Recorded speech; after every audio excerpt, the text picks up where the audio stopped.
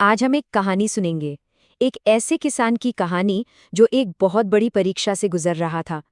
तो चलिए, बिना किसी देरी के सीधे इस कहानी में उतरते हैं।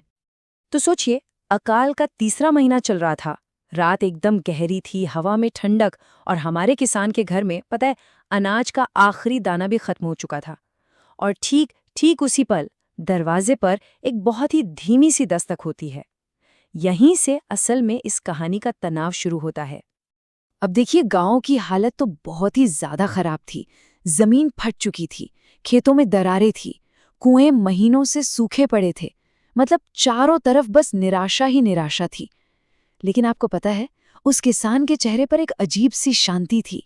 ऐसा लगता था मानो उसके अंदर ना कोई दिया अभी जल रहा हो। तो ये सब शुरू कैसे हुआ? हुआ यूं कि उसी रात किसान के सपने में एक तेजस्वी, एक दीप्तिमान आकृति आई।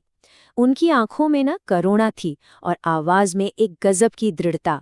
और बस उन्होंने ही आने वाली चुनौतियों की पूरी तैयारी कर दी। उस सपने में किसान को साफ साफ बताया गया कि उसे 3 खास इम्तिहानों से गुजरना होगा। और ये परीक्षाएं थीं उसके चरित्र की, उसके साहस की और उसकी सच्चाई की। तो ये 3 परीक्षाएं कौन सी थीं? पहली थी स्वार्थ और सेवा के बीच चुनाव, दूसरी डर और हिम्मत के बीच का चुनाव, और तीसरी मुश्किल समय में सच का साथ देना। और शर्त ये थी कि जो भी इन परीक्षाओं में पास हो जाएगा, वही बारिश की पहली बूंद का हकदार होगा। तो अब कहानी उस मोड़ पर आ जाती है जहां किसान जागता है और असल जिंदगी में इन चुनौतियों का सामना करने के लिए तैयार होता है। देखते हैं आगे क्या होता है। पहली परीक्षा तो अगली सुबह ही दरवाजे पर आ गई। एक अनजान परिवार, कांपती हुई आवाज में एक आदमी, भूखे बच्चे और एक माँ की आंखों में गुहार। और घर में क्या था? सिर्फ एक रोटी। अब किसान के सामने चुनाव था, ये रोटी खुद के लिए रखे या इस भूखे परिवार को दे दे। पत्नी की आंखों में साफ सवाल दिख रहा था, हम क्या करेंगे? किसान का मन भी एक पल को रुका, लेकिन फिर वो मुस्कुराया। उसने कहा, अतिथि देवो भव। और वो आखिरी रोटी उसने उस परिवार के हाथ पर रख दी। रोटी देते ही घर में सन्नाटा तो और गहरा हो गया, पर किसान के दिल में एक अजीब सा सुकून भर गया था। दूसरी परीक्षा आई रात के अंधेरे में। अचानक पड़ोस की झोपड़ी से चीखने की आवाजें आने लगी, हंगामा मच गया। डर के मारे गांव में कोई भी बाहर नहीं निकला, लेकिन इस किसान ने इसने अपनी लालटेन उठाई। उसने देखा ये पड़ोसी के बच्चे फंसे हैं। उसने कांपते हुए बच्चों को गोद में उठाया और उस अंधेरी पगडंडी से उन्हें सुरक्षित बाहर निकाल लाया। उसने डर पर हिम्मत को चुना। और फिर आई तीसरी और आखिरी परीक्षा। अगले दिन वो जमींदार के सामने खड़ा था।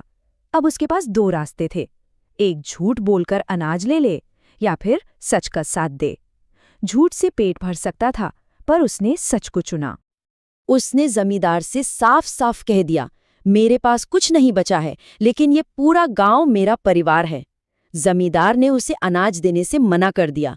किसान खाली हाथ तो लौटा, लेकिन उसका सिर ऊंचा था। क्यों? क्योंकि उसने अपनी ईमानदारी को किसी भी फायदे से ऊपर रखा। और अब कहानी अपने सबसे अहम मोड़ पर पहुंच रही है। सुबह होने वाली थी। किसान अपनी 3 परीक्षाएं दे चुका था और अब वो उसी सूखे कुएं के पास बैठा था, बस इंतजार कर रहा था। सुबह की वो नीली रोशनी धीरे धीरे फैल रही थी, एक नए दिन का इशारा। लेकिन किसान, वो एकदम शांत मन से उसी सूखे कुएं के पास बैठा था, पूरे सब्र के साथ, बस इंतजार। और फिर वो हुआ।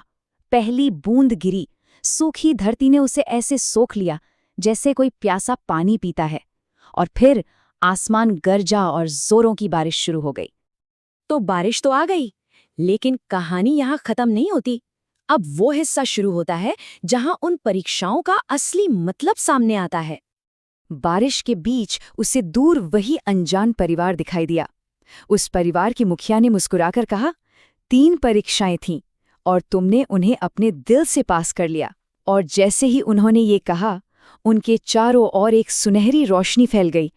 ऐसा लगा जैसे वो कोई दिव्य प्राणी हो। ये देखकर किसान ने अपना सिर झुका लिया। उसकी आंखें भीग गई थीं, पर इस बार बारिश की बूंदों से नहीं। ये आंसू थे शुक्रगुजारी के, सब कुछ समझ जाने के। उस चमत्कार के बाद पता है क्या हुआ? पूरा गांव ही बदल गया। कुछ ही हफ्तों में खेतों में फसलें लहलहाने लगी, बच्चों की हंसी गूंजने लगी, और हाँ, वो किसान, वो भी हमेशा के लिए बदल गया था। तो इस पूरी कहानी का सार क्या है? ये उन 3 गुणों में छिपा है जो किसान ने दिखाए: बिना स्वार्थ के सेवा, मुश्किल में हिम्मत और हर हाल में सच्चाई का साथ। आखिर में किसान को एक बात समझ आ गई थी कि असली चमत्कार आसमान से नहीं टपकते, वो तो इंसान के दिल के अंदर पैदा होते हैं। और यही इस कहानी की सबसे बड़ी सीख है। और ये कहानी हमें एक आखिरी सवाल के साथ छोड़ जाती है कि ये चमत्कार आखिर आते कहाँ से हैं? शायद इसका जवाब कहीं और नहीं, हमारे अपने कर्मों में ही छिपा है।